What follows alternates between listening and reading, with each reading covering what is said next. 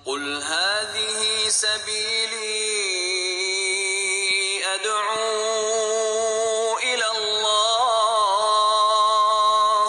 على بصيرة أنا ومن اتبعني وسبحان الله وما أنا من المشركين. Bismillah, alhamdulillah, wassalatu wassalamu ala rasulillah wa ala alihi wa ashabihi wa man tabi'am bisan la yaumil qiyamah amma ba'du. Saudara kaum muslimin, kita berjumpa kembali dalam yaitu memetik faedah dari kitab Tauhid karya Syekhul Islam Muhammad bin Abdul Wahhab. Beliau berkata, bab tafsiri tauhid wa syahadati an la ilaha illallah. Bab tafsir penjelasan tentang makna tauhid dan persaksian syahadat la ilaha illallah. Beliau membawakan firman Allah dalam surat Al-Isra ayat yang ke-57, ulaikal ladzina yad'una yabtaguna ila rabbihimul wasilah. Mereka itulah, yakni orang-orang yang mereka sembah oleh orang-orang musyrik. Mereka sendiri berdoa kepada Tuhan mereka dan mereka mencari jalan untuk sampai kepada Tuhan mereka. Ayyuhum aqrabu, siapakah di antara mereka yang lebih dekat kepada Allah Subhanahu wa taala, wa yarjuna rahmata wa yakhafuna adzabah. Mereka sendiri mengharap rahmatnya dan takut akan siksanya. Saudara kaum muslimin, di antara ulama menjelaskan sebab turunnya ayat ini adalah berkenaan tentang orang-orang yang menyembah malaikat, nabi dan orang-orang soleh, sebagaimana diriwayatkan dari sahabat Abdullah bin Abbas. Dan ada pula yang berkata ayat ini turun berkenaan tentang orang-orang yang menyembah jin. Lalu jin yang mereka sembah ini masuk ke dalam Islam, tetapi orang yang menyembah mereka tetap saja dalam peribadatannya kepada jin tersebut. Sebagaimana ini diriwayatkan dari sahabat Abdullah bin Mas'ud radhiyallahu anhu. Saudara kaum muslimin, tidak ada pertentangan, kontradiksi dalam masalah ini. Ayat ini berlaku umum bagi siapa saja yang mereka berdoa kepada selain Allah Subhanahu wa taala. Ayat ini memberitahu kepada kita yang dimintai doa oleh orang-orang musyrik adalah para malaikat, yaitu para nabi dan para wali, orang-orang yang soleh.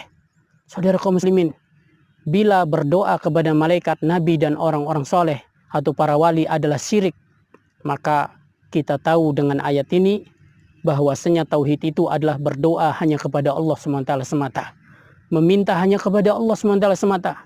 Maka ayat ini adalah penjelasan makna dari tauhid itu sendiri.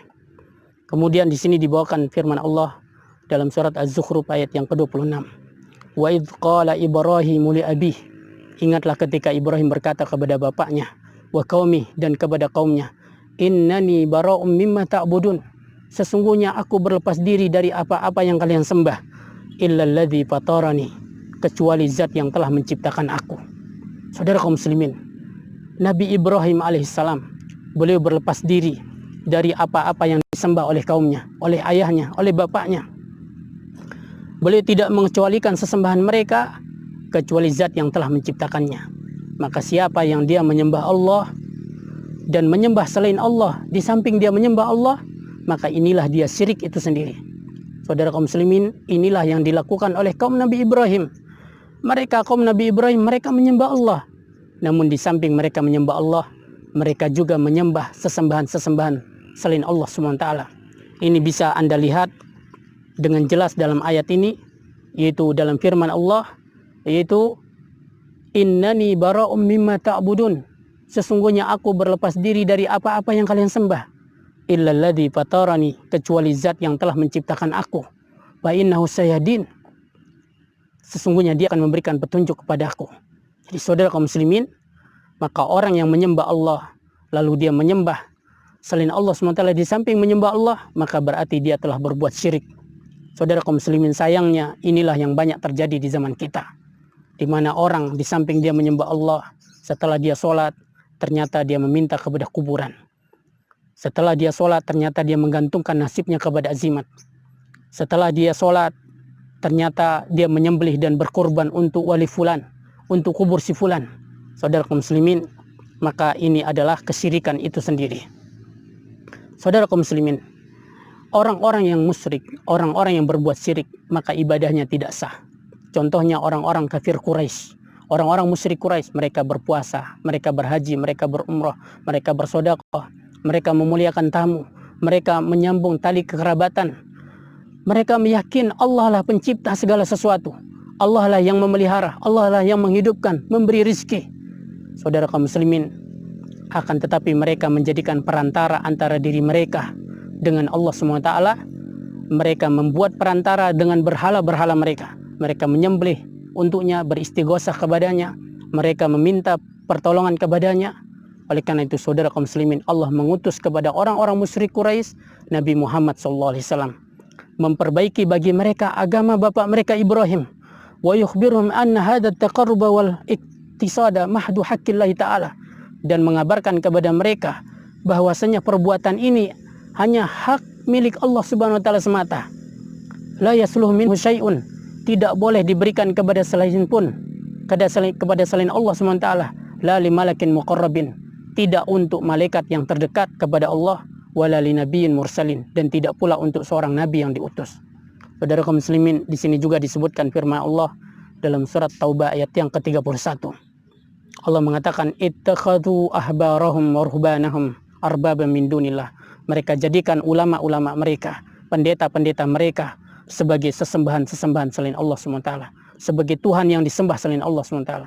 Jadi saudara kaum muslimin, Allah menyebutkan tentang orang Yahudi dan Nasrani, tentang ahli kitab, untuk memperingati kita agar jangan kita melakukan seperti apa yang mereka lakukan, di mana mereka menjadikan ulama-ulama mereka sebagai sembahan selain Allah. Ketika sahabat Adi bin Hatim mendengar ayat ini, yang tadinya beliau adalah seorang Nasrani, maka beliau berkata, "Wahai Rasulullah, kami tidak pernah menyembah mereka." Maka Nabi mengatakan, "Bukankah kalau ulama kalian menghalalkan apa yang diharamkan oleh Allah, atau mengharamkan apa yang dihalalkan oleh Allah, kalian tetap ikuti mereka juga?" "Iya," kata Adi bin Hatim. Maka Nabi mengatakan, itulah penyembahan mereka kepada ulama-ulama mereka. Oleh karena itu saudara kaum muslimin, dalam ayat ini terdapat keterangan bagi kita, siapa yang dia mentaati selain Allah dalam hal menghalalkan apa yang diharamkan oleh Allah, atau mengharamkan apa yang dihalalkan oleh Allah, berarti dia telah menjadikannya sebagai Tuhan selain Allah SWT. Saudara kaum muslimin, ayat ini pula memberitahu kepada kita, tidak ada satupun ulama yang maksum, terpelihara dari kesalahan. Para ulama, kita mengikuti kebenaran mereka. Maka adapun kesalahan mereka, maka kesalahan mereka ini tenggelam dalam lautan kebaikan mereka. Saudara kaum muslimin, namun kita harus mengikuti seseorang dalam kebaikan.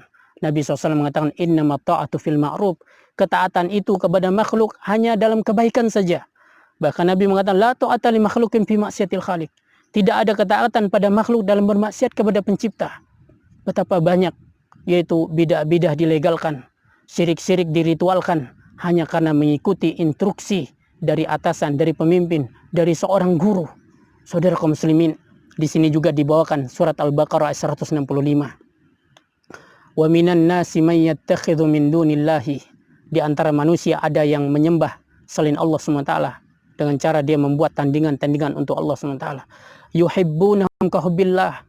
Mereka mencintainya sama seperti mereka mencintai Allah SWT. Mereka mencintainya seperti mereka cinta kepada Allah SWT. "Walladzina amanu asyaddu hubban lillah." Adapun orang yang beriman, maka mereka itu amat sangat besar cintanya itu hanya kepada Allah SWT. Maka saudara kaum muslimin, Syekh Muhammad bin Shalih Al-Utsaimin rahimahullah beliau mengatakan cinta kepada Allah itu ada 4. Yang pertama, mencintai Allah SWT di dalam hatinya lebih besar daripada kecintaannya dari segala-galanya. Maka inilah dia tauhid itu sendiri. Yang kedua, di dalam hatinya dia mencintai selain Allah sama seperti cintanya kepada Allah SWT. Maka inilah dia syirik itu sendiri. Yang ketiga, dia mencintai selain Allah SWT itu lebih besar daripada cintanya kepada Allah SWT. Maka ini lebih buruk. Saudara kaum muslimin, kemudian yang keempat, dia mencintai selain Allah sementara di dalam hatinya tidak ada sedikit pun rasa cintanya kepada Allah SWT. Maka ini lebih rusak dan lebih buruk daripada sebelumnya. Kemudian terakhir di sini dibawakan satu hadis Nabi SAW. Nabi bersabda, "Man qala la ilaha illallah wa kafara bima yu'badu min dunillah." Siapa yang mengucapkan la ilaha illallah dan dia mengingkari segala sesembahan selain Allah, dia mengingkari kesyirikan, haruma maluhu wa damu wa hisabu Allah Ta'ala, maka haram hartanya, haram pula darahnya, dan perhitungannya diserahkan kepada Allah Subhanahu wa taala. Saudara kaum muslimin, hadis ini menunjukkan kepada kita tauhid itu adalah dengan kita menyembah Allah dan mengingkari segala kesyirikan kepada Allah Subhanahu wa taala. Maka tidak boleh seseorang dia membawa satu dari keduanya, tetapi harus terpenuhi dua-duanya. Barulah kalimat la ilaha illallah ini bermanfaat. Saudara kaum muslimin, dua manusia telah mengucapkan kalimat ini di tempat yang sama. Yang pertama adalah Nabi Yunus. Beliau ucapkan kalimat ini di tengah-tengah dasar kedalaman lautan. Kalimat ini bermanfaat bagi beliau. Allah selamatkan beliau di dunia dan juga di akhirat. Beliau ucapkan kalimat la ilaha illa anta. Sementara Fir'aun mengucapkan kalimat yang sama di tengah dasar kedalaman lautan. Apa kata dia dalam surat Yunus ayat yang ke-90? Amantu annahu la ilaha illalladzi amanat bi banu Israel. Aku beriman kepada Tuhan yang disembah oleh Bani Israel, kepada Tuhannya Bani Israel. Wa ana minal muslimin, kata dia, dan aku termasuk orang yang berserah diri. Ternyata kalimat la ilaha illallah yang dia ucapkan ini tidak bermanfaat baginya, justru menambah hukuman dosa dan kekekalannya di dalam neraka. Oleh karena itu saudara kaum muslimin, bila kita ingin kalimat la ilaha illallah ini bermanfaat bagi diri kita, kata ulama, harus terpenuhi dua rukun. Yang pertama adalah nafi dan isbat, yaitu menafikan kesyirikan, memerangi dan mengingkari segala bentuk kesyirikan kepada Allah, dan menetapkan keimanan penyembahan hanya untuk Allah Subhanahu wa taala semata. Wallahu taala alam. Wassallallahu ala nabiyina Muhammad wa akhiru da'wana alhamdulillahi rabbil alamin. Wassalamualaikum warahmatullahi wabarakatuh. استعينوا بالصبر والصلاة